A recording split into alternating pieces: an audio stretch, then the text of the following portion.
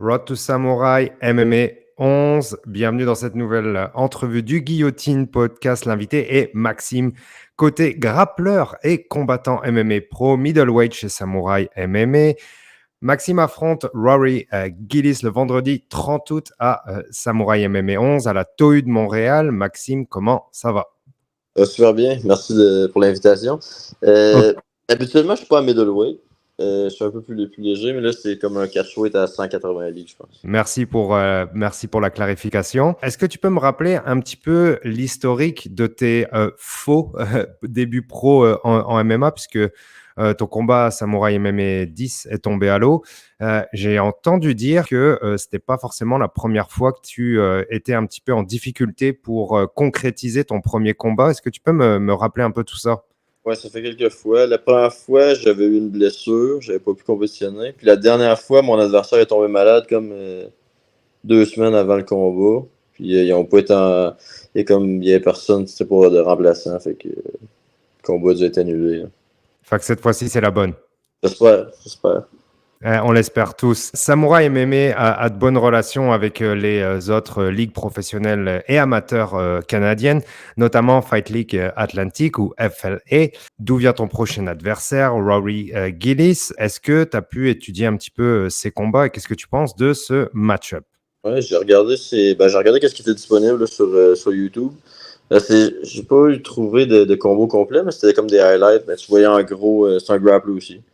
C'est un gars qui essaie d'amener au sol. Fait que je pense que c'est bon pour moi parce que moi, c'est mon style aussi. Je suis capable de me battre debout aussi. Là. J'ai des combats de boxe, des combats de kickboxing, mais c'est sûr que je suis meilleur en grappling qu'en striking. Fait que, non, je pense que c'est un bon combat pour moi. Puis j'ai bien hâte de faire ce combat-là.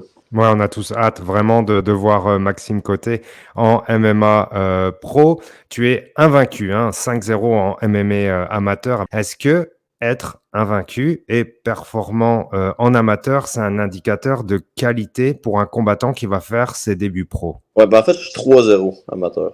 Ok. Je sais pas pourquoi, là. Moi aussi, quand je vois mon nom, c'est écrit 5-0, mais il y a que 2 combats qui ça n'a pas rapport. C'est pas moi. Ok, pardon.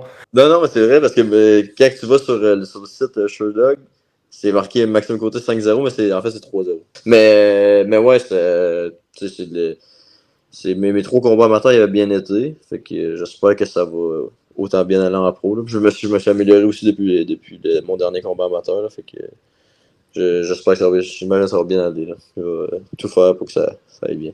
Vu que tu es invaincu, tu t'es battu plusieurs fois en amateur, mais tu as aussi combattu à l'international en grappling, en jiu-jitsu, notamment au Eddie Bravo ou Emerald City Invitational. Est-ce que avoir de l'expérience en jiu-jitsu à ce haut niveau, hein, vraiment, est-ce que ça aide pour préparer pour des débuts pro en MMA? Ouais, 100%. Toute l'expérience de combat que j'ai, autant en judo, boxing, jiu-jitsu, ça m'aide 100% à gérer le combat. Il y a des gros combats, des fois tu te sens fatigué, tu es capable d'apprendre à pousser et à persévérer, d'aller jusqu'au bout. Fait, donc, 100% que toutes ces expériences de combat-là, c'est bon. Là. Gérer le stress un peu avant la compétition, gérer tout ça, c'est toute l'expérience qui va m'aider puis qui va m'aider dans tout le futur de mes compétitions, autant en jiu-jitsu qu'en MMA. Et tu me disais aussi que tu étais au Texas la semaine dernière. Est-ce que ça faisait partie de ton training camp pour Samurai et petite question, est-ce que tu étais chez B-Team ou est-ce que tu étais chez New Wave ou rien à voir? J'étais allé à B-Team puis j'étais allé à un autre Fight Factory, c'est où que les taquettes étaient. Mais c'était un voyage qui était comme prévu depuis longtemps avec deux autres gars. On allait là juste s'entraîner, fait qu'on était allé là une semaine, on s'entraînait 2 3 fois par jour, tous les jours. C'était le fun. Ça fait changement aussi d'avoir des nouveaux partenaires. C'est tout le temps le fun d'aller dans d'autres gyms. Puis, surtout dans des gros gyms comme ça. Là. C'est quelque chose que je vois assez souvent avec des gars de chez TriStar qui vont chez New Wave ou chez B-Team qui vont au Texas pour s'améliorer. Les 3 meilleurs gyms de Jiu-Jitsu sont au Texas, dans la même ville. Fait que... les 3. Les 3 très bons gyms de Jiu-Jitsu sont là. Il y a New Wave, B-Team, puis il y a les 2 frères Taquette qui sont là aussi. C'est quand même une bonne ville pour aller s'entraîner. Absolument, et on va continuer un petit peu sur la thématique du Jiu-Jitsu ce week-end. Et dans quelques heures, c'est CJI, Craig Jones Invitational, qui va payer décemment ses participants. Et copieusement ces vainqueurs. Est-ce que toi, tu as des rêves de réussite en Jiu-Jitsu? Est-ce que tu comptes, ou alors est-ce que tu comptes t'investir à 100% en MMA, espérer gravir les échelons? Est-ce que tu as une carrière en dehors du sport aussi? J'aimerais ça compétitionner en Jiu-Jitsu encore, ça c'est sûr. J'aime ça compétitionner en Jiu-Jitsu. Mais je vais plus focuser sur le MMA, ça c'est sûr. Puis les compétitions de Jiu-Jitsu, ça va être vraiment des compétitions. Des compétitions qui vont plus rapporter de l'argent, pour vrai. Là. Donc, soit pas juste des petites compétitions. Fait que je vais me focuser là-dessus. Là. C'est peut-être des super fights de Jiu-Jitsu aussi. Mais ça me tente plus vraiment de compétitionner juste pour compétitionner. Je n'ai fait vraiment beaucoup, fait que là, je suis un peu tanné de ça. Fait que c'est ça. Un fighter professionnel paye professionnel. Alors, on sait que tu viens du judo. Moi, je t'ai vu compétitionner à Montreal Quintet. J'ai vu que tu as un solide niveau de jiu-jitsu. C'est connu, je pense, dans la communauté à Montréal, pardon. Mais je t'ai jamais vu compétitionner de mes propres yeux en MMA. J'ai vu quelques highlights. Mais j'estime que j'ai pas encore vu ton MMA. Je pense que c'est le cas de pas mal de personnes qui vont te découvrir à Samouraï, que ce soit en live ou alors que ce soit sur l'UFC Fight Pass.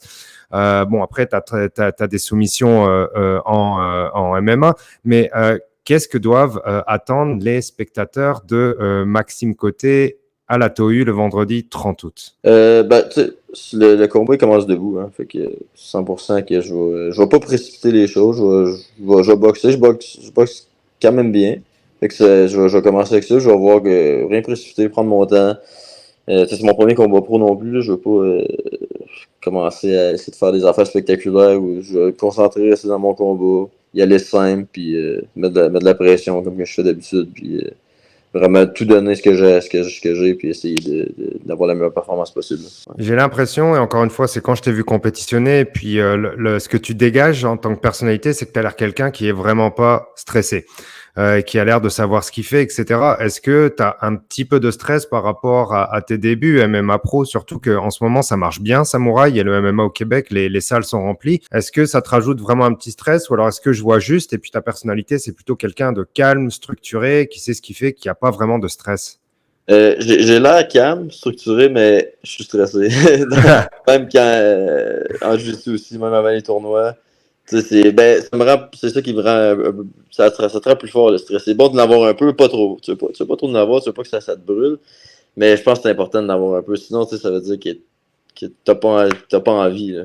Fait que moi, ça m'aide d'avoir le petit stress. Puis si je l'ai pas, je sais que je sens qu'il y a un problème. Il faut que je l'aille, Tu sais, tu le sens comme la boule ici au ventre. Là. Mais ouais, non, je suis tout le temps stressé, nerveux, mais tu sais, je me dis juste que ça me rend plus fort, puis ça me rend plus concentré, plus prêt, ça fait moins d'erreurs, tu sais, non, c'est ça, 100%. Est-ce que tu as un dernier mot pour les gens qui veulent venir te voir? Je vais mettre tes liens pour les réseaux, pour les gens qui veulent te suivre sur Instagram. Est-ce que tu as quelque chose à dire, un shout-out, tes sponsors, peu importe, the floor is yours. Mon gym, au MobiGG, mes partenaires d'entraînement, tu sais, c'est là que je m'entraîne, puis c'est les gars qui sont là qui m'aident à m'entraîner tous les jours, fait que ça, je suis vraiment reconnaissant pour ça. Puis ouais, c'est ça, mes sponsors, Concept Jiu-Jitsu, c'est lui qui me fait mes rash guards, etc., Martin, fait que merci à lui. C'est ça mes derniers mots. Supporter la scène locale. Moi, ce sera ça, mes derniers mots. Et puis, pointez-vous à la TOU si vous voulez voir les débuts de Maxime. Merci beaucoup, Maxime. Moi, j'ai vraiment hâte de te voir pour tes débuts. Merci pour ton temps. Et puis, à très bientôt. On se voit dans moins de 2 semaines. Yes, moins de 2 semaines. Merci beaucoup. Merci à toi. Bye. Hey, I'm not surprised, motherfuckers.